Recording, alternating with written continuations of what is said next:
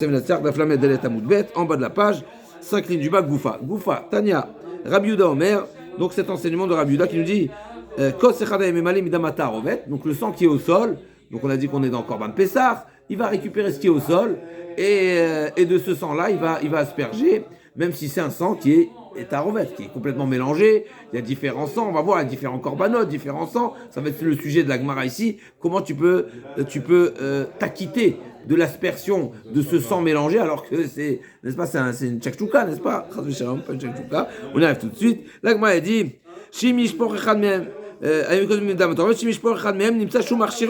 puisque de toutes les façons, au final, il y a une partie qui sera aspergée, et c'est valide. Juste un instant. Quel? D'accord, donc Rabbi Yehuda dit de manière générale, de toutes les façons, c'est ce qu'on faisait. C'était une pratique qu'on faisait, et on a l'impression que dans tous les cas de figure, même qu'on sache ou qu'on ne sache pas si toutes les aspersions étaient faites, eh ben je ramasse, le Kohen va ramasser, peut-être en fin de journée, en fin de service, un bol de sang du sol, et il va l'asperger. De cette manière, on s'assure que même s'il y a eu un korban où on a manqué la zrika, mais il est certain de l'avoir accompli de cette manière parce qu'il aura récupéré du sol, et dans le sol, il y a tous les sangs. D'accord? Donc, on est bon. Rabbi Yehuda nous dit que c'est une pratique, a priori, qui était faite tout le temps. D'accord? Juste, je revois si c'est... Quel? Ok. A priori, c'était une pratique dans Korban Pessah. Et sur ça, ils ont dit, mais je comprends pas. Mais à quoi sert de récupérer le sang du sol, mais s'il n'a pas été recueilli, comme on a appris, parce que la Gemara, le Chachamim, ne savait pas précisément de quel cas de figure Rabbi Yehuda parlait. Donc si tu proposes ça comme solution pour un sang qui n'a pas été recueilli, ça vaut zéro. Un sang qui n'a pas été recueilli et il s'est versé au sol, il n'est pas rattrapable. Il dit non, pas du tout, je ne parle pas de ça. Je ne parle pas d'un rattrapage dans le cas où ça n'a pas été réceptionné. Je parle d'un rattrapage, si ça a été réceptionné, il s'est renversé.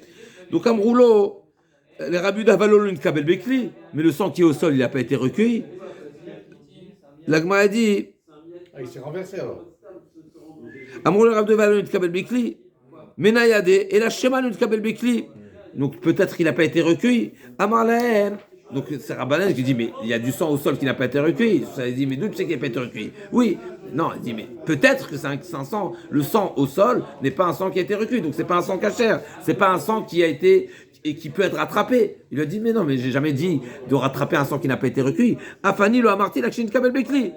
Je parle le rattrapage ne sera valable pour celui qui était recueilli. Il me dit, et d'où tu sais qu'il était recueilli? Il dit, non, moi je crains pas ça. Pourquoi? Kohanim Zrezim. C'est fait partie ici des Gmarot, où la Gemara dit, Veu Goufé Menayade, Kohanim Zrezim. Les Kohanim, ils sont bienveillants et ils ne manquent pas leur service. Et si effectivement, il y a un korban qui n'a pas été recueilli le sang, ou le sang n'a pas été recueilli, bah, ils vont le mettre de côté. On ne va pas craindre, donc on craint pas cette situation. Ce que oui, qui est à craindre, c'est qu'il y a un sang qui a été recueilli, qui s'est renversé. D'ailleurs, on sait, la Michel nous raconte dans Psachim, on va arriver bientôt aux Hashem, où il y avait des rangées de Kohanim, où le sang était récupéré, et il était transmis de main en main, jusqu'à ce qu'il arrive devant le Misbéach. Donc il pouvait avoir un accident en cours de route, n'est-ce pas? Il faut s'imaginer, c'est des millions de corbanotes dans un temps record, donc il peut avoir un accident et en le transmettant à l'un à l'autre, eh ben on le lâche et il se renverse. Eh ben on va le récupérer du sol. C'est sur ça que Rabbi Yehuda dit, tu ramasses à la fin du service du sol et tu auras forcément un sang. Voilà une partie de sang de tous les corbanotes qui étaient recueillis. On considère qu'il y a une blila, qu'il y a un mélange. Tous les corbanotes. Au cas où. Et donc la Gemara a dit, Menayade, Kohanim Zrezim Avdin Ayam ou Mishtaprin. D'accord, donc la Gemara a dit, les Kohanim, donc c'est une double, en réalité, cette zrizout, ce zèle. Il peut causer de renverser parce que des fois on fait rapidement les choses et un mouvement rapide peut entraîner un débordement ou même Ken. Et donc c'est ça ce que Rabbi Yehuda a dit. Tu sais pourquoi à la fin du service on ramassait le sang du sol? Parce qu'on craint effectivement que le sang a été recueilli mais qu'il a été renversé parce qu'ils sont rapides les Kohanim. D'accord? Donc quand on est rapide, des fois on peut renverser.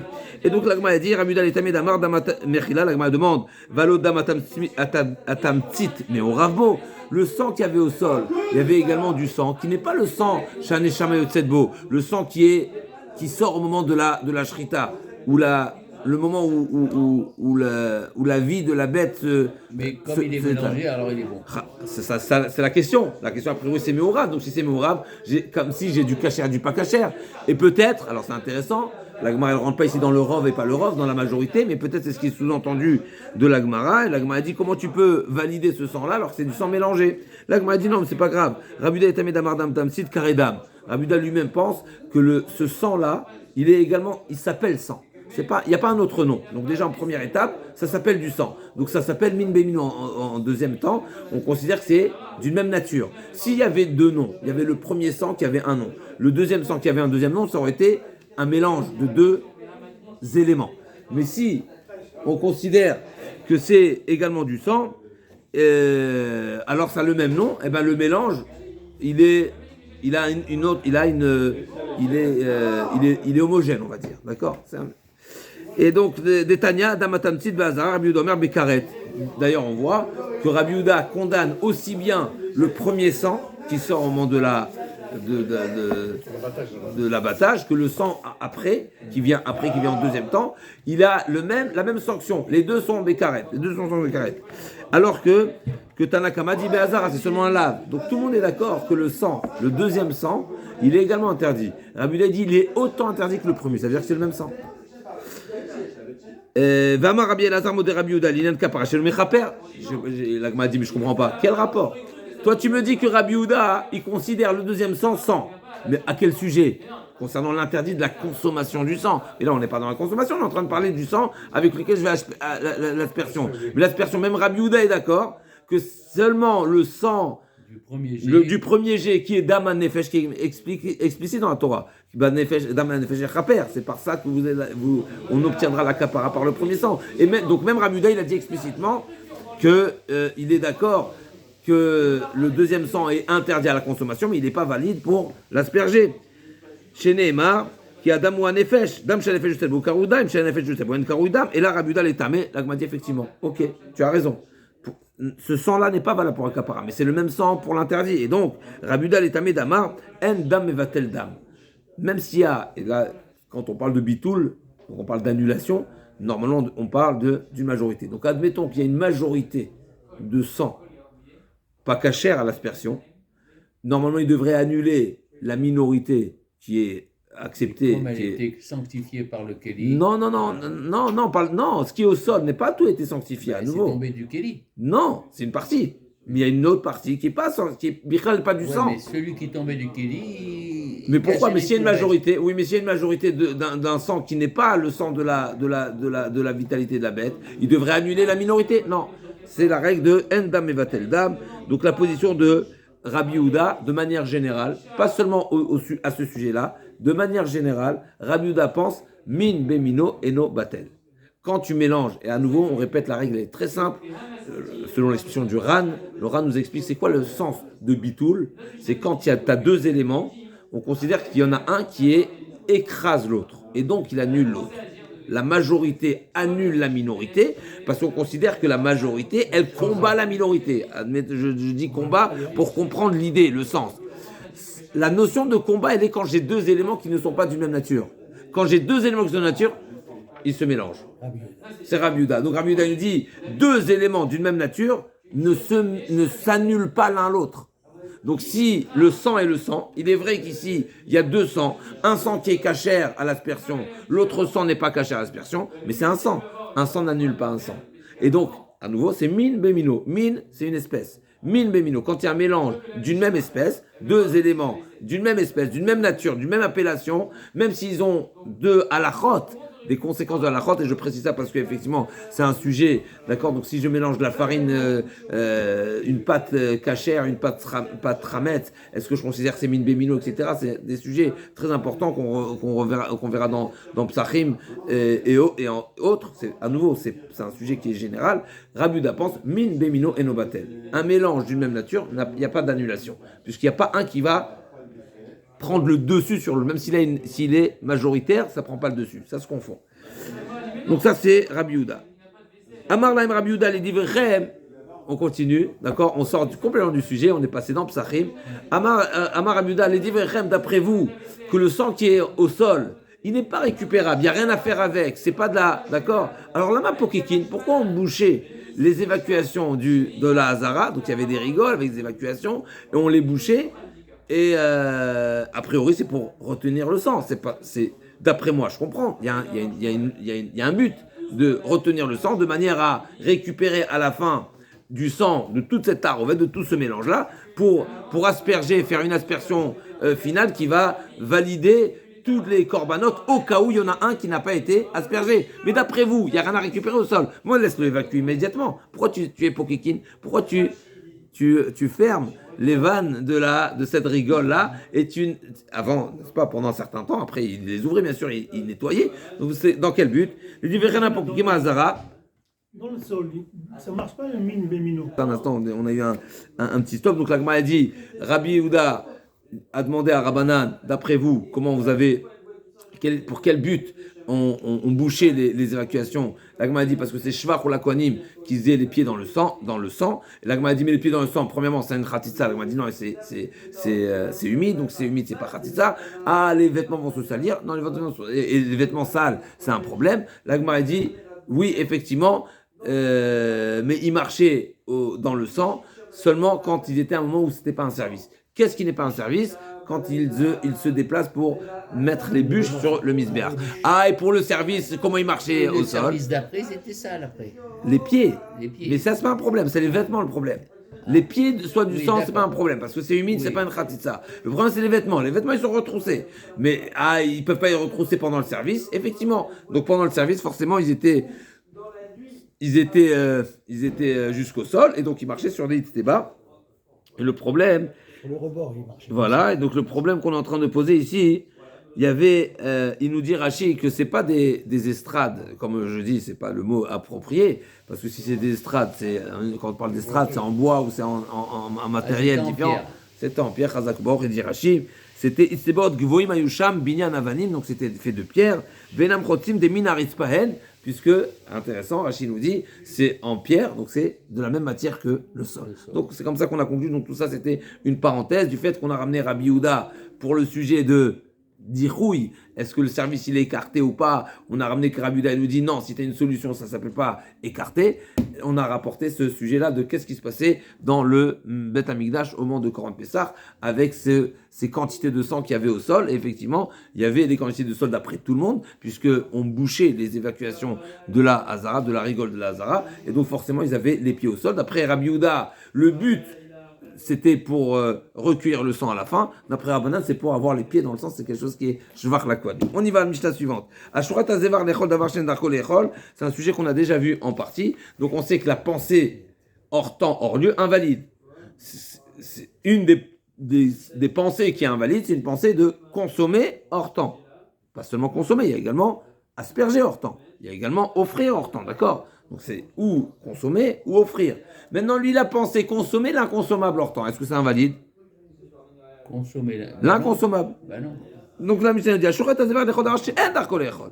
On va voir, c'est un sujet. Donc en darko lechol, le aktir davar she'en darko l'aktir kasher. Donc d'après Tanakama, c'est kasher. Pourquoi? Parce que ta pensée n'a pas d'impact. C'est une pensée qui n'a, c'est pas quelque chose que tu es censé manger. Quelle pensée invalide? C'est la pensée invalide si tu as l'intention de consommer pas correctement ce que tu es censé consommer. Mais si ce que tu n'es pas censé consommer, donc ta pensée n'a pas de portée sur cette Rabbi Eliezer, il est possède. On va voir tout de suite, Rabbi Eliezer possède, il invalide. L'échol d'avoir chez Darko l'échol, ou l'actir d'avoir chez Darko l'actir, parod mikazaït. Maintenant, s'il avait l'intention de consommer hors temps, hors lieu, quelque chose qui est consommable, mais pas la volume, seulement moins de la taille d'une olive, ou bien une aktara également, ou bien d'offrir sur le misbéach moins de la taille d'une olive également, c'est kasher. L'échol, donc l'échol ou l'actir d'avoir chez Darko l'actir, parod mikazaït, kasher. L'échol kachatizaït ou l'actir kachatizaït. Deux pensées, une pensée de consommation, une pensée de l'offrande, mais chacune est moins de la taille d'une olive. Ça s'additionne ou pas? Ça s'associe ou pas? Non, c'est deux domaines, c'est deux choses. Comme à l'image à Mavdil, c'est comme deux interdits. Celui qui consomme du pakacher, il consomme du chazir et il consomme du chelel. Donc c'est deux natures, où il consomme du sang, du boudin, d'accord? Donc il consomme du pakacher et du boudin. C'est deux interdits. Si les deux interdits ne s'associent pas pour qu'ils soient passibles de malcoute. Pour être passible de malcoute, il faut un shiur. Il faut un volume minimum, la taille d'une olive. S'il n'y a pas la taille d'une olive dans une catégorie, la deuxième catégorie ne s'associe pas. D'accord? Tous les pacachers, ils s'associent. Parce que c'est un même interdit. Que ce soit de la chevaline ou que ce soit je sais pas quoi, de la viande rose, c'est la même chose. D'accord? C'est le même, ils rentrent dans le même interdit, ça ne change pas. Et encore, il pourrait avoir des. En tout cas, en achila ve'aktara mavdil, en achila ve'aktara mistarfin. Ashurat azeva dechot kazet mina or mina rotev. S'ils pensent consommer véritablement l'inconsommable, ça, là on parle de or vérotev, c'est encore un enseignement. Normalement on consomme quoi? La chair, la viande. Là ils pensent consommer Le sang. le or. Les peaux. Or, c'est la peau. Alors on a dit qu'effectivement il y a des peaux qui sont consommables. Ça veut dire que c'est des peaux qui sont tendres, qui ne sont pas, comme on a vu, à partir de quand on va voir, c'est La là. queue ou les paupières. Chazak, bon, au-dessus de la tête, effectivement, en dessous de la queue, il y a une peau qui est consommable, qui est tendre. On va arriver tout de suite, c'est quoi la définition, à partir de combien? Et la joue. Quand on parle de la joue, c'est pas la joue, c'est la joue. Ok, mais effectivement, il y a à 0 alechem vekeva, chazak ou bon. Elle est Donc, écorchée. Elle est écorchée, la joue. Mais la joue, quand ils disent la joue, c'est ça ou Ah ouais, Oui, c'est ça. Tu fais après là avec ça. c'est pas la peau, Pas la peau. c'est pas la peau. Même dans la langue, il y a de la peau. Moi, j'avais Même, il y a une, d'accord. Tazevach, la Mishnah nous dit, Ashura tazevach lechol kazay minao. C'est minao, mina roter, ou mina kippa, ou mina halal, ou mina atzamot, ou mina guidin. Donc c'est tout ce qui n'est pas consommable, ou bien même si c'est consommable mais c'est pas la chair, comme le rotev, la kippa. Donc c'est la gélatine, on va dire, d'accord. Donc ils sont pas consommables. Mina halal, mina atzamot, les os, mina guidin, les nerfs, mina karnaim, les cornes, mina tfalim, les sabots. Kacher. Donc tout ça, ça n'invalide pas. Et la mamelle. Kacher. C'est caché. Les sangs, ça mélange les sangs. Oui, Les viandes. il y a une manière de cachériser ça, exactement. Alors, de même que le cœur, de même que le foie, de même que, Oui, il y a des ça, parties. mais la mamelle, c'est moins fréquent. On connaît le. Oui, non, mais je dis de même que là-bas, il y a une cachérisation particulière parce que à cause du sang, là aussi une cachérisation particulière à cause du lait. Il faut le déchiqueter, on appelle ça le fendre en chétier et rêve, et il faut également le frapper pour l'éponger, d'accord. Au contraire, pour le sécher du lait qui est à l'intérieur. Donc on a vu dans le Rambam il n'y a pas longtemps, c'est à la rote comment on cachère les mamelles. Aujourd'hui de toutes les façons, normalement on mange pas à l'arrière de la bête, donc on est pas. Mais effectivement c'est cachère. Donc pour revenir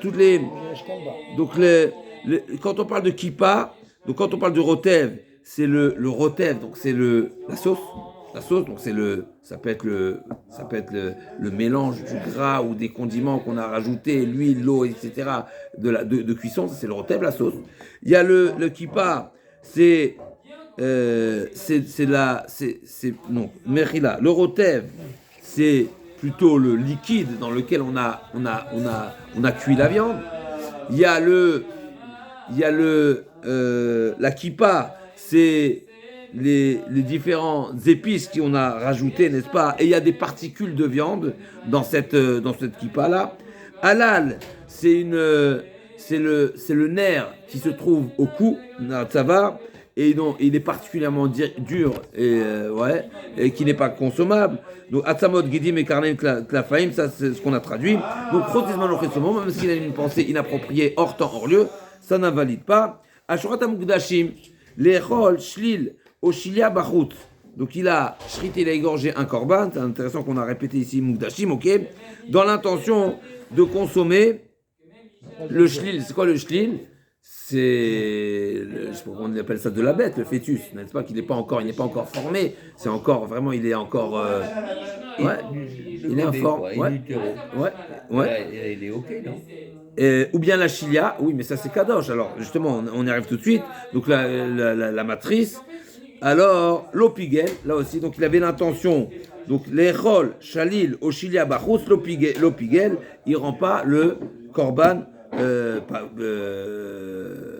pigoul. Donc ça fait pas partie de une partie intégrante, on va dire, du korban. On va voir dans la Gemara des précisions à ça. Amolek et Tatorin est pareil, celui qui fait la melika. Donc la melika, c'est le terme utilisé pour l'égorgement de la volaille. la volaille, elle n'était pas égorgée avec un couteau, elle était égorgée avec l'ongle. On sait que l'ongle, pour nous, d'accord, en dehors du Beth Amikdash, c'est 0, ça ne vaut pas de la shrita. Et vice-versa, et la shrita au Beth Amikdash n'est pas valable avec le couteau, pour la volaille, je parle bien sûr. D'accord, donc ce qui est valable au Beth Amikdash n'est pas valable pour en dehors du Beth Amikdash, et vice-versa. Ce qui est valable pour en dehors du Beth Amikdash n'est pas valable au Beth Amikdash, pour la volaille, c'est à l'ongle. Donc, l'Echol Betsem Bachut. Donc, il avait l'intention de manger, s'il trouve des œufs de ces volailles-là, il avait l'intention de les manger à l'extérieur, ou de les manger hors temps, l'opigel. Donc, il n'est pas, donc Bachut, ici c'est marqué Bachut, à l'extérieur, il n'a pas rendu invalide. Chalav, le lait, Mukdashim, ou Betsetorin, En Chayim Shum Pigoul, Venotar Vetame, donc que ce soit le lait, que ce soit les œufs, on n'est pas concerné par l'interdit de Notar, Pigoul et Tamé. Donc c'est trois invalides. Donc Notar, c'est Le lait, quel lait? Dans la mamelle? Ouais, un korban. Donc il y a un korban. Et alors c'est Kadosh, mais il n'y a pas, ça rentre pas Pigoul. Il n'y a pas de lait. Pourquoi pas de lait? Ah, dans la mamelle, elle est pleine de. Alors, Ben il oui. récupère le lait. Oui, mais ça, s'il a une mauvaise intention concernant le lait de la bête qu'il offre, ça rend pas pigoule, ça rend pas invalide. Il n'y a ni l'interdiction de pigoule, ni notar, ni tamé. Donc ces trois choses-là, ces trois halachot qui concernent le korban, ils ne concernent pas ces parties du korban, que ce soit les œufs, que ce soit le lait, que ce soit, etc. C'est pas partie. C'est Amar Belazar. Pigel bezevar, nitpagel ashlil. Bishlil ou nitpagel azevar. Si il a rendu le korban pigoule, ça veut dire qu'il avait une pensée inappropriée de la bête. Donc, pas tout ce qu'on a listé ici. Tout ce qu'on a listé ici, il n'y a pas de problème sur la bête. Mais s'il a rendu pigoule de la bête, par exemple, il a pensé manger un kazaï de viande hors temps, hors lieu. On va dire hors temps. Donc le korban, il est invalide. Est-ce que ça a une conséquence sur le shlil, sur la matrice? Oui. La matrice, elle est incluse dans la bête. Donc si ça va dans ce sens-là, tu as invalidé le korban, ben tu as invalidé l'ensemble, donc même la matrice. Par contre, si tu as une mauvaise pensée concernant la matrice, ça veut dire que tu avais pensé consommer la matrice, ça n'a pas d'impact sur la bête. On est bon ou pas? La matrice, elle est une partie de la bête, mais la bête n'est pas une partie de la matrice. Donc, La matrice ou le fœtus? Les deux. On a dit, il y a le shlil et le shilia. Shlil, La c'est matrice, ça fait partie de la bête. Le fœtus, non. Mais même le fœtus, il fait partie de la bête tant qu'il n'est pas né. Mais ça ne fait pas partie de la bête, dans le chair de la bête, les parties de la bête qui sont offertes, etc. Donc c'est une partie indépendante. Donc l'agma a dit, ça fait partie dans un sens et pas dans l'autre sens. Donc c'est une partie essentielle. C'est une partie, on va dire au contraire, c'est une partie secondaire de la bête, qui s'annule à la bête et qui prend le statut de la bête quand on parle de l'ensemble de la bête, mais c'est pas ça qui va générer une problématique sur la bête. Donc on va dire ça on sait très bien que le fœtus qui se trouve le petit qui se trouve dans la bête, pas seulement le fœtus, mais même le veau qui se trouve dans la bête, j'ai shrite la mère, je peux consommer le petit. Pourquoi? Parce que ça fait partie de la bête. C'est une partie de la bête, c'est comme la jambe de la bête, tant qu'il n'est pas la shrita de la mère valide. Donc là aussi, si j'ai invalidé la bête par une pensée eh ben ça touche également le fœtus, ça touche également la chilia. Le shli et le chilia. Donc, pigel ba'alal, nitpagla mour'a, bemor'a nitpagela halal, pigel be'imurin nitpaglu parim, beparim nitpaglu imurim. Donc, tout ça à la chot là, encore une fois. Pigel bezevar, nitpagela shli. Donc, s'il a invalidé le korban de manière générale, alors même le shli, le fœtus, qui n'est pas encore fait, il est également invalide. Bishlil, si la pensée, elle concernait le shlil, comme on l'a vu dans la Mishnah, l'on pagela zevar, pigel ba'alal. Donc, on a dit le halal, c'était un nerf. Alors, c'est intéressant parce que là, on parle du nerf qui était au niveau du cou, et là on va voir que c'est au niveau de la queue.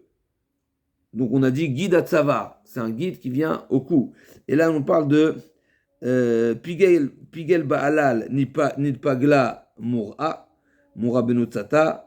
Donc c'est l'arrière de la bête, n'est-ce pas? N'est-ce pas la mour'a? Pigel ba'alal nitpagla mour'a, bemoura nitpagla halal. Alors je conviens de voir dans la Mishnah, j'ai un problème ici parce que c'est marqué, on a vu dans la Mishnah que le halal c'est pas quelque chose qui se mange. Donc c'est quoi?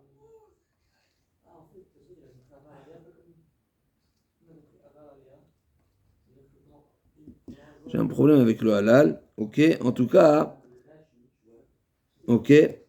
l'autre pagalel, Pigel Baïmourin, s'il a eu une mauvaise pensée au sujet des Imourim, donc c'est les parties qui sont offertes sur le Misbéar, Nitpaglou Parim, donc tout est invalide.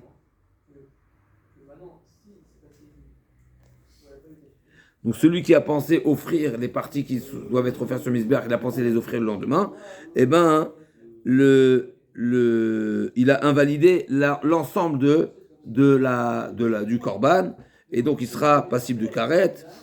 Et a priori, c'est comme Rabbi Eliezer qu'on a dit qu'il y a un lien, en tout cas il y a un parallèle, oui, il y a un lien donc entre les parties qui sont offertes et les parties qui sont consommées. On voit qu'il y en a un qui a une incidence sur l'autre. Pourquoi c'est pas le même mot invalidé et parouille ou darouille tout à l'heure? Pigoul. Non, le darouille. Darouille. Darouille. Oui, ça c'est plus que S'il a darouille ici. invalidé. Non, là c'est plus que darouille. Darouille, c'est que c'était un moment donné où il n'y avait pas un service réalisable. Là, c'est une invalidation. Il est devenu pas sous. Ah, c'est terminé. Il est devenu interdit à la consommation, etc. C'est beaucoup plus que darouille. Darouille, c'est qu'il était écarté, mais ça peut être à un moment donné. Là, c'est une invalidité sans retour. L'agma a dit, l'imam Essayale, Veshavim. L'agma a dit, a priori, on a une braïta, donc ça c'est un enseignement de Rabbi Elazar, et là l'agma a dit, a priori, on a un enseignement qui va dans ce sens-là. Veshavim Chishev Achilat Parim, ou Bisrefatan, Lo Asa Velo Klum. Donc s'il a une pensée,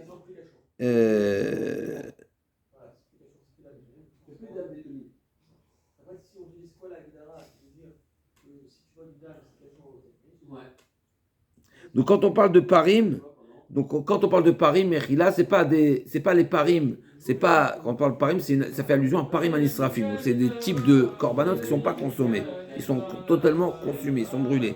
Donc s'il a la pensée de ce qui est offert et la pensée du reste qui n'est pas consommable, c'est dans la même catégorie. Là, on va amener une preuve ici a priori. L'imam Essayale, Veshavim Shimchichev Achilat Parim. Donc s'il a pensé consommer ce qui ne se consomme pas, parce qu'on parle de Parim Anisrafim, Srim Anisrafim qui ne sont pas consommés, ou Bisrefatan, Lo Asavelo Klum, Maïla, Vabe Achichev Imurim Paglu Parim. L'agma a dit a priori, c'est une preuve, c'est le sens de cette braïta a priori qui nous dit que s'il a pensé consommer l'inconsommable, c'est pas invalide. On parle du cas où il a pensé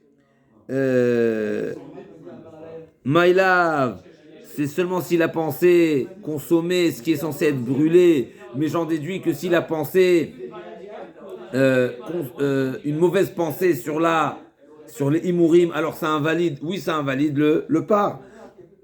Donc à nouveau, est-ce que la pensée invalide de ce qui est offert va invalider l'autre partie qui n'est pas offerte, qui doit être brûlée? Eh bien oui. L'agma dit dans un sens mais pas dans l'autre sens. À nouveau, il y a ce qui est essentiel, il invalide le reste mais pas dans l'autre sens. L'agma dit non. Lo achishev imurim pelaglu parim. Maïlav achishev imurim pelaglu parim. Donc c'est une preuve que s'il a une mauvaise pensée sur les parties qui sont offertes, eh ben ça aura une incidence sur le reste de la viande qui est censée être brûlée. L'agma dit non, c'est pas ça comme ça qu'il faut déduire. Achishev imurim nit pelaglu imurim atman. Tu n'as pas de preuve que c'est ça ce qu'il faut déduire, mais tu contente-toi de l'enseignement propre qui dit que s'il a une mauvaise pensée concernant les imourim, ben ça invalide les imourim uniquement, mais pas le reste.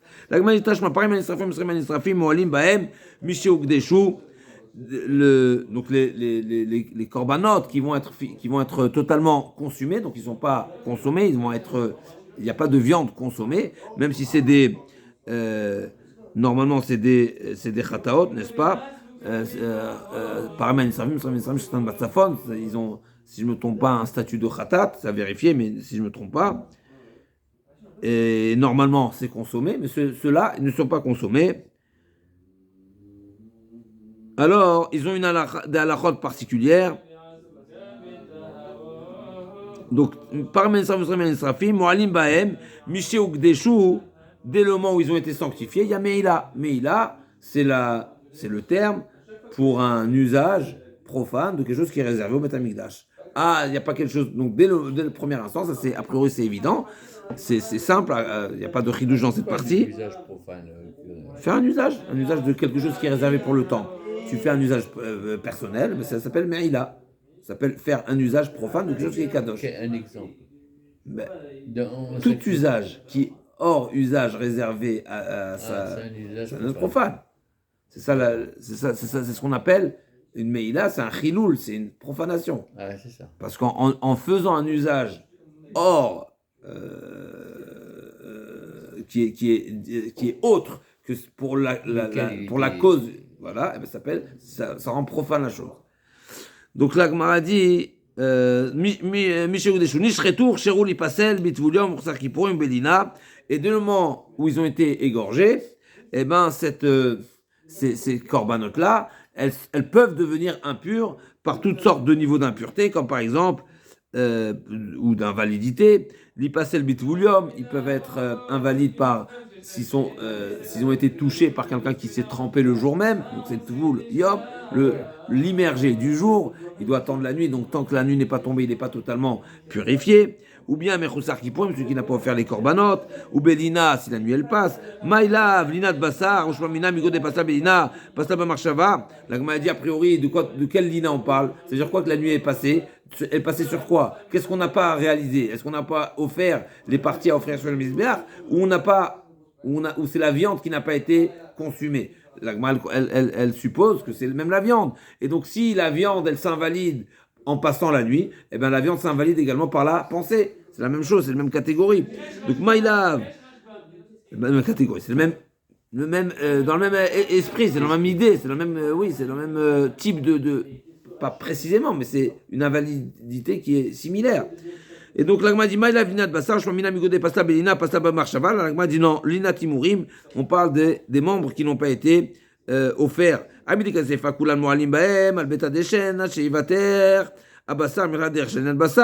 Gemara dit a priori, dans la deuxième partie de la Mishnah, on parle des imurim, on parle des parties à offrir sur le misbéach, ça veut dire jusqu'à présent on parlait de la viande. La Gemara dit non, c'est pas une preuve.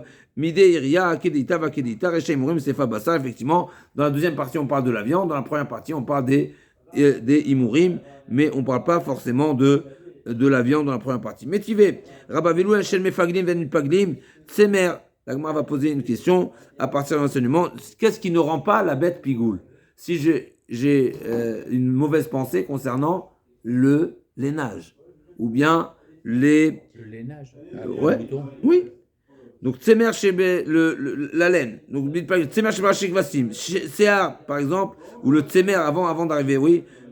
Tsemer Shebe Shek Vassim. Ou bien Sear Shebe Zakan Tashim. Ou bien la barbichette du bouc. D'accord. Ve'aor, la peau. Ve'arotev, comme on a dit, la sauce, la kippa, valal, va'amoura, va'atzamot, va'gidim, va'karim, va'tlafim, va'shlil, va'shiliav, ve'chelev ha'mukdashim, ve'chalav ha'mukdashim, be'tzetorim, kulan, lo mefaglim, ve'lo mitpaglim. Tous ces éléments-là, qui font partie de la bête, ne sont pas, s'il y a une mauvaise pensée concernant ces parties de la bête, ni ils subissent l'interdit, ni ils sont l'origine de l'interdit. C'est-à-dire que si j'ai pensé a priori sur la bête, eh ben ça ne va pas invalider ces parties-là, a priori, et si j'ai une mauvaise pensée sur ces parties-là, ça n'invalide pas la bête. C'est comme si c'est une partie qui est complètement secondaire, qui ne fait pas partie de la bête. Donc l'omefaglim, velomit-paglim, ni ils rendent invalide le korban, ni ils deviennent invalides par le korban. Donc l'omefaglim, velomit-paglim, en tous les cas, il n'y a pas la sanction de karet, d'accord? Et celui qui aurait offert une partie de ces éléments-là qui ont été cités à l'extérieur, c'est pas condamnable. La Gemara, elle comprend a priori, c'est quoi mefaglim? C'est qu'ils ne rendent pas le korban invalide. Et mitpaglim, ça veut dire qu'ils ne subissent pas l'invalidité qu'a le korban. On a vu l'inverse, on a vu tout à l'heure que s'il a une invalidité sur la bête, eh ben ça invalide même le fœtus. Donc on ne peut pas dire ça. La Gemara dit non. Maïlav, mefaglim azevach, velo mitpaglim mechamat zevach, lo mefaglim et azevach, velo mitpaglim mechamat atzman. C'est eux-mêmes ne s'invalident pas. C'est pas qu'ils ne subissent pas l'invalidité du korban. Si effectivement il y a une invalidité du korban, ben ça invalide les parties secondaires, même la totalité est interdite. Mais s'il y a une pensée que sur la chose elle-même, eux-mêmes ne deviennent pas pigoul, d'accord, par eux-mêmes. L'agma demande, et là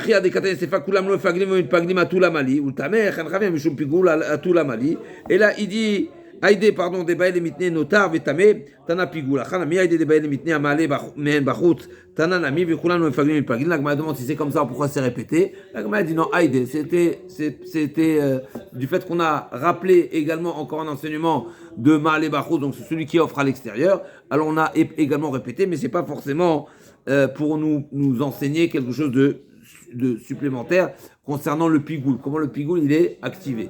Est-ce qu'il peut être activé par la bête? Est-ce que le pigoul de la bête génère un pigoul sur toutes ces parties-là, comme la barbichette et autres, et les sabots et autres, ou pas? La Gemara dit non. Rava Amar, Afanamitanina, donc une preuve qui va dans ce sens-là, Ashurat Amugdashim Lechol Shli Lo Shilia Bachut Lo Pigel, donc celui qui, au moment de la shrita, il a pensé manger le fœtus à l'extérieur, ou autre, le shlil ou la matrice, Lo Pigel, il n'a pas rendu pas cachère, va molek, et Tatourim pareil, également au moment de la melika, donc au moment de l'égorgement des volailles, il a pensé manger les œufs à l'extérieur, et va molek, et Tatourim les rôles betsem bachut, lo pigel, va dartane, chalav mugdashum betset tourim, en chavenim shum pigul, notar vetame, hashlil veshilia, chayavim, elav shmamina, kan mechamat azevar, kan mechamat asman shmamina. Donc forcément, l'agma a dit, tout ce qu'on a dit que le shlil et shilia, ils sont pas eux-mêmes un problème, c'est seulement si j'ai pensé les manger à eux à l'extérieur, ou hors temps ou hors lieu, qui n'invalide pas le korban. Mais j'en déduis dans le sens inverse, si j'ai pensé manger le korban à l'extérieur, ou hors temps, eh ben ça a oui une incidence et oui une conséquence sur le shli, le shilia, comme on l'a dit tout à l'heure au nom de Rabbi Elazar. Tnanatam, ou Baale Moumin, Rabbi Akiva Marchir, Beba Ale Moumin. Donc l'Agma nous amène une Mishnah qui est rapportée plus loin dans la Masechet, qui nous parle d'une autre idée complètement qu'on n'a pas encore vue, qu'on n'a pas encore rencontrée. C'est alors oui un petit peu, on a vu un petit peu ça, mais pas dans ce sens-là, pas explicitement. On a vu déjà ça. Mais kulan imalou le herdou. Il y a une Mishnah comme ça. Kulan imalou le herdou. C'est-à-dire que si on a toute une liste là-bas d'invalides, que s'ils ont été offerts sur le Misbéach, une fois qu'ils sont touchés, ils ont été sur le Misbéach, Kolam Nogea ba Misbéach Igdash, si je ne me trompe pas le passage qui dit, dès le moment où c'est monté sur le Misbéach, eh ben ça valide et tu ne les refais pas descendre. Le repas est servi. Chazak. On avait parlé de ça. Avant de servir, chaque petite invalidité, elle est écartée. Une fois que c'est là-haut, tu ne redescends pas, à l'exception de ça. Maintenant, Baal Moumin, Rabbi Akiva dit, même une bête qui a été shritée, admettons, et il s'avère qu'elle a un défaut. Et entre-temps, on a déjà procédé à mettre les parties sur le misbéach, même ça, tu ne les fais pas descendre. Même du périmé. Baal Moumin. Baal Moumin, on aurait pu dire, c'est rien du tout. Non, tu les laisses là-haut. C'est monté, c'est là-haut. Donc, Natam Baal Moumin, Rabbi Akiva marcher Baal Moumin. Je m'excuse, il ne devait pas vérifier avant de... Ah ouais, donc on a relu la Mishnah d'Af Pedalet qui nous dit il y a plusieurs avis, mais il y a un sujet qui est accepté de manière générale. Imala lo yered. Une fois que c'est monté, tu ne le descends pas. D'accord, c'est une règle générale dans Kodashim. Là, je sais savoir quand est-ce oui, quand est-ce non. On a Rabbi Shimon qui nous a fait une règle. Toute invalidité qui a précédé le service, le Beth Amikdash, le Misbéach ne valide pas. Si l'invalidité était à l'intérieur, donc il y a déjà un début de procédé, et ben le Korban, si c'est monté sur le Misbéach, ça ne redescend pas. Rabbi Akiva dit même le Moun, même les Moumines, même les défauts, ça passe s'ils sont montés. L'Agma a dit Lo Irshir, Amar Rabbi Yochanan, Nanatam Obale Moumin, Rabbi Akiva Marchir, Beba Ale Moumin. Amar Rabbi Chia. L'Agma va rentrer dans. C'est intéressant pourquoi on a mis ça ici, on y arrive tout de suite. L'Agma va limiter le chidouche de Rabbi Akiva. Parce qu'après, il faut comprendre Rabbi Akiva. Rabbi Akiva nous dit une énormité, quelque chose un chidouche terrible. Comment se fait-il que le Baal Moum, il est valide alors que c'est. A priori, ça fait partie des défauts. Baal Moum, c'est un défaut. Mais il n'a pas de rapport avec la Vodazara et le truc, le Baal Moum. Mais c'est une invalidité de la bête. Ça De la change bête pas. elle-même. Ça change pas si son invalidité est à cause d'un interdit ou à cause de a priori, de son état. Qu'est-ce que ça change? Comme un kilaïm, Il y a une bête qui était Donc l'Agma a dit comme ça.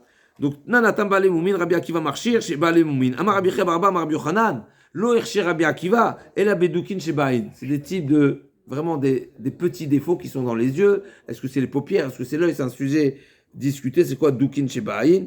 On va juste revoir ici qu'est-ce qu'il nous dit Rashi. Et je vais pas. Alors, Rashi il dit Doukin, c'est taille, taillé. Donc il y a une taille dans l'œil. Alors, si je ne me trompe pas, c'est dans l'œil. Dans l'œil même, c'est comme un. Si je ne me trompe pas, c'est comme un filament dans l'œil. On voit comme, n'est-ce pas, avec une. Et. D'accord, donc ça fait partie. Donc effectivement, ça fait partie des psoulines, ça fait partie d'un moum. C'est un défaut qui fait partie des. Mais seulement celui-là. Pourquoi? Au il vekshirim be'ofot. Parce que c'est un type de défaut qui n'invalide pas dans la volaille. On reprend. Rabia qui m'a dit, les défauts, ça passe. C'est pourquoi? Parce que dans une catégorie de défauts, parce que, Mechila, parce que les défauts ne s'appliquent pas dans la volaille, et du fait que dans la volaille, ça ne s'applique pas, donc c'est une invalidité minime, relativement. D'accord? Donc là, il a dit, Ukshem be'ofot, et la bedoukin shebaïd.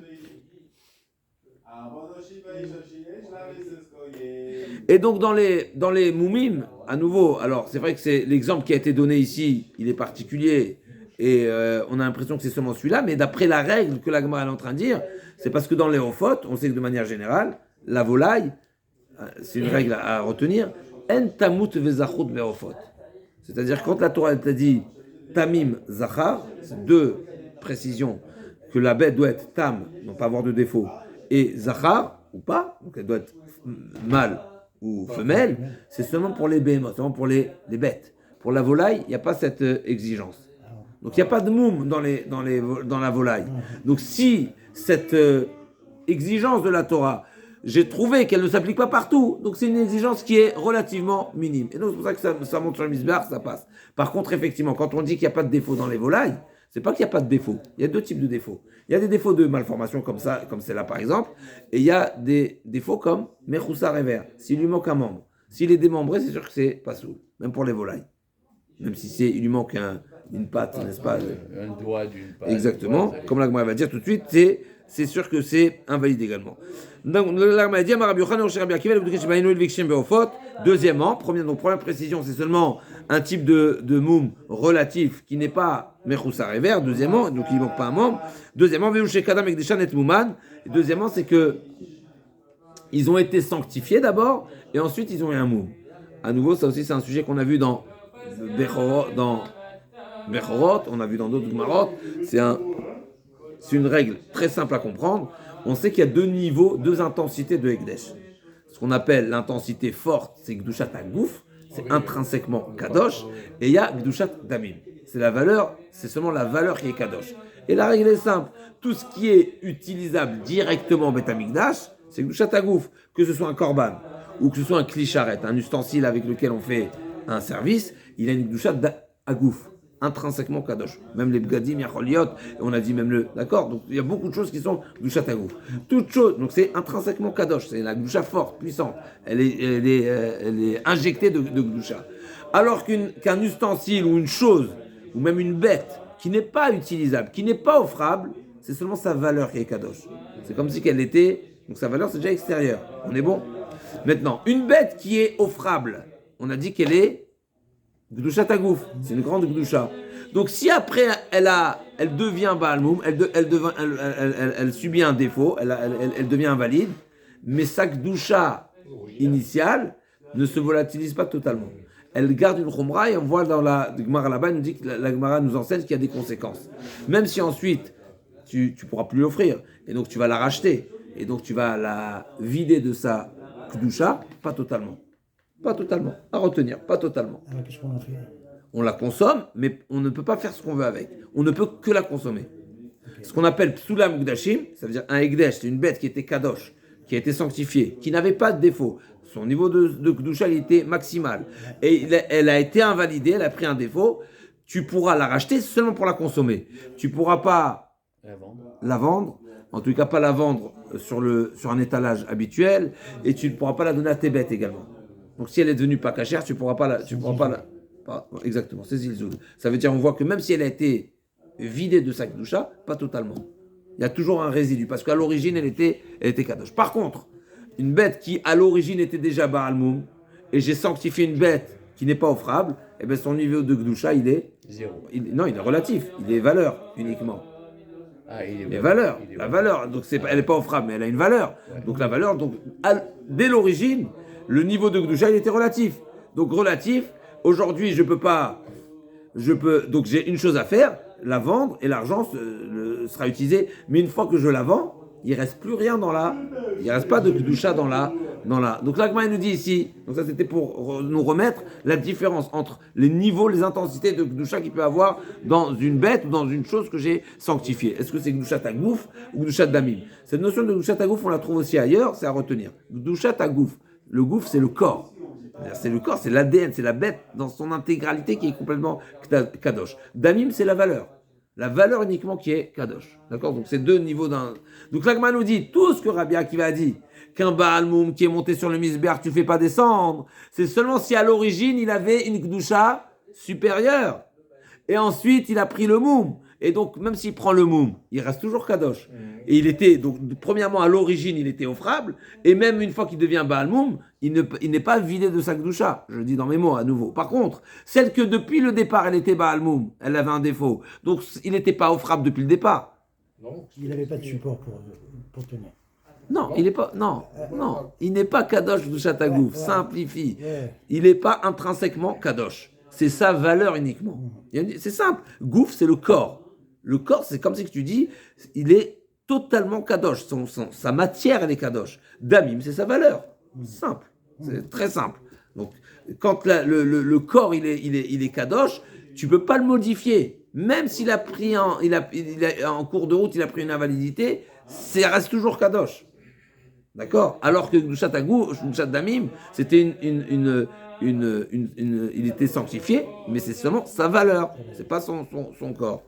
Donc l'Agma nous dit comme ça, je t'en finis dernière ligne. Donc l'Agma a dit, premièrement, c'est pas tous les défauts, c'est seulement des défauts qui auraient été acceptables pour la volaille. Deuxièmement, c'est seulement si la bête était sanctifiée d'abord et après elle a eu un défaut. Donc à l'origine, elle avait un niveau de sainteté très maximal. Et Umode Rabbi Akiva beolat nekeva des keman des kadam umal et ekdisha. Par contre, une ola, on s'est marqué le premier korban qui est mentionné dans Parashat Vaïkra, c'est quoi? Imrola korbano, zachar tamim yakrevenu. Ça doit être un zachar, ça doit être un mâle. Donc s'il a offert une ola nekeva, donc il a offert un korban ola qui est totalement consumé alors que c'était une femelle.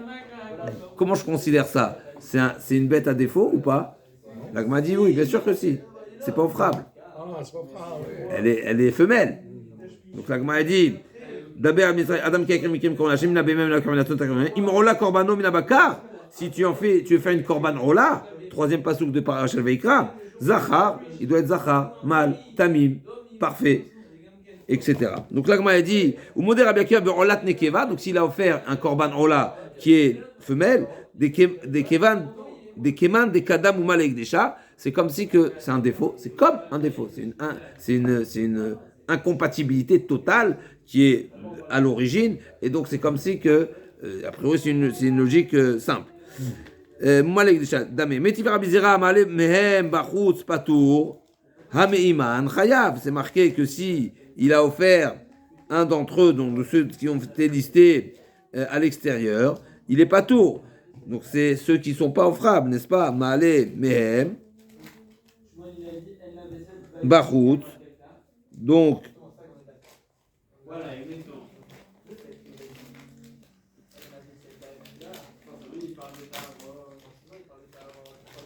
la Gemara, elle comprend.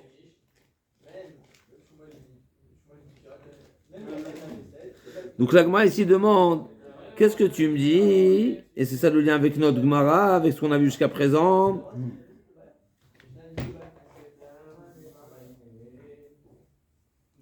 Tout ce qu'on a dispensé, celui qui offre la matrice, d'accord, de la bête à l'extérieur, ça ne fait pas partie du korban, donc il n'est pas condamnable. Donc il y a un interdit d'offrir sur un autel particulier une partie d'une bête de la bête qui a été sanctifiée. Donc une bête sanctifiée, c'est un korban. Si c'est un korban, ça s'offre au Beth Amikdash. Tu ne veux pas faire ton hôtel particulier à l'extérieur. Celui qui fait dans le il est chayav karet. Maintenant, tu as offert à l'extérieur une partie, la matrice de la bête. Est-ce que c'est condamnable? C'est pas condamnable. Mais j'en déduis ici que tout ce qu'il a, qui n'est pas condamnable, celui qui a offert la matrice de la bête. J'en déduis qu'ici il offre la bête elle-même, même si c'est une bête qui n'est pas offrable, comme par exemple un rola femelle, eh bien il est condamnable. Et si tu me dis que une bête, une femelle, c'est comme une bête à défaut depuis le départ, ben il n'est pas kadosh. Donc il ne pas censé être chayav. Donc mettez Rav Zerama les men bachot patour ami man chayav vechi mashkarat la beolat nekeva. Yamar bishlama que ça va Rabbi Akiva olat nekeva imal talotered amane Rabbi Akiva. Si tu dis que Rabbi Akiva pense que même, et là c'est le lien avec ce qu'on a vu et le lien de la Mishnah. D'un côté Rabbi Akiva il dit même un défaut. S'il est monté sur le misbéar, une bête à défaut, donc un korban à défaut, qui est monté sur le misbéar, tu le laisses là-haut. Et sur ça, Rabbi Akiva, il dit, et sur ça, Rabbi Yochanan dit, pardon, de quel type de défaut on parle? Des défauts relatifs, comme l'œil. Mais des défauts importants, ou bien des défauts qui ont précédé leur sanctification, la sanctification de la bête, eh ben ceux-là, tu les fais descendre. On est bon? Parce que c'est appelé sanctification. c'est Kdesh. Ekdesh, c'est sanctifier la bête. Korban. Ok, on dit tu seras Français. Ok, d'accord. Okay. Cette bête, pas tu seras, tu es. Oui, tu es. Tu es. Sanctifié, c'est au présent. Okay, tu d'accord. es korban. Okay. Cette bête est réservée pour le korban. Maintenant, s'il a réservé un korban rola alors que c'est une femelle, on est en train de dire ici que le fait que ce soit pas le bon genre de la bête, c'est comme si c'est une bête à défaut, et donc le nom de rola n'imprègne pas la bête. Et donc, c'est un défaut majeur. Et donc, si ça monte sur le misbéar, qu'est-ce que tu fais? Tu le fais descendre. Mais là, Rabbi Zera, il demande, je ne comprends pas. Alors, pourquoi tu m'as parlé seulement de la matrice de la bête et pas la bête elle-même? Si c'est une matrice, donc c'est une femelle. Donc, si c'est une femelle, quand est-ce que la femelle, une femelle, oh là, ne peut pas être offerte à l'extérieur? Donc, qu'est-ce que tu me parles de la matrice à l'extérieur? Celui qui offre la matrice à l'extérieur, tu n'es pas tour. Mais même s'il offre la mère, il n'est pas tour. Pourquoi? Parce que ça ne s'offre pas à l'intérieur, donc c'est un doucha. D'accord? Donc la Gemara demande. Donc si tu dis que c'est Rabbi Akiva, si tu penses que Rabbi Akiva pense que dans ce cas-là également, donc une Ola femelle, c'est également Imal Aloyered. Alors je comprends cet enseignement, c'est Rabbi Akiva qui va nous dire une femelle effectivement qui est offerte à l'extérieur, eh ben c'est condamnable. Pourquoi c'est condamnable? Parce que c'est Kadosh. Parce que c'est pas un défaut, je ne considère pas que c'est un défaut qui a précédé, même si c'est une invalidité, mais c'est pas un défaut. Mais si tu dis que c'est un défaut, donc le niveau de sainteté, il est relatif. S'il est relatif, une offrande à l'extérieur, il n'est pas condamnable. Donc, Iyamar, Bishlama, Imalta, Amane, et là, Iyamar, Imalta, Teret, si tu dis que dans ce cas-là, Rabbi Akiva est d'accord que ça ne reste pas sur le misbéar parce que c'est une catégorie c'est considéré un défaut majeur, et donc même si ça a été offert, tu le descends. Donc, qui serait l'auteur de cette déduction? Que seulement l'offrande de la matrice, elle n'est pas condamnable, et qui me laisse déduire que l'offrande de la mère, c'est condamnable. Là, moi, elle dit, non, ne déduis pas que celui qui offre la mère, il est à l'extérieur des chayav, mais les parties de la mère, donc les parties, c'est-à-dire les mourim qui sont censés aller sur le misbéar, Vamem katane, vema dumia didou. Et la ema malem mi mouren bachutz patour, ami mouren men chayav. Effectivement, il faudra rajouter que c'est des imourim de la bête. Si il a offert des parties de la bête à l'extérieur, il est patour, si c'est un korban pas kasher, mi imouren iman chayav, mais si c'est des parties de la bête de la mère, effectivement, il sera chayav. Alors, quand on parle ici de imourin, rakshnia, donc on ne parle pas quand on parle d'imourim de la bête, on ne parle pas d'une bête qui est olam, on parle d'une bête qui est shlamim. Effectivement, c'est seulement une ola qui ne veut pas être femelle. Il peut la déclasser? S'il a C'est-à-dire dit, voilà, et le gars il amène une femelle.